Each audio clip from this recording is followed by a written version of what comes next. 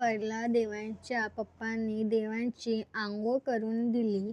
मी देवांची अंघोळ करून देत नाही, कारण देवांश अंघोळ करताना अशी मस्ती करत असतो आणि तो काही मला सांभाळत नाही. अंघोळ झाल्यानंतर देवांश मस्त झोपला आणि उठल्यानंतर पप्पांसोबत आणि काकांसोबत मस्ती करत होता. तोपर्यंत मी चाय बनवली आणि देवांशच्या पप्पांना आणि काकांना नेऊन दिली. आणि नंतर देवांश स्क्रोलिंग करत होता. नंतर देवांशचे पप्पा तर गेलते स्कूल बसवरती मुलं सोडायला आणि देवांश आणि मला बोर होत होता, म्हणून आम्ही गेलो झुल्यावरती झुलायला. देवांश तर झुल्यामध्ये पडलेल्या गड्ड्यामध्ये माती होती म्हणून ती काढत होता छोट्याशा बोटाने.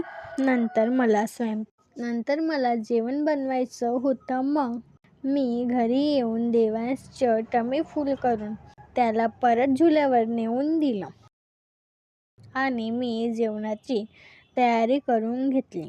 आणि आज सोयाबीनची वडी बनवली. जेवण बनवून घेतलं. नंतर नळ आलती तर पाणी भरून घेतलं. भेटूया पुढच्या मिनी ब्लॉगमध्ये. व्हिडिओ आवडला असेल तर लाईक, शेअर, सबस्क्राईब. बाय.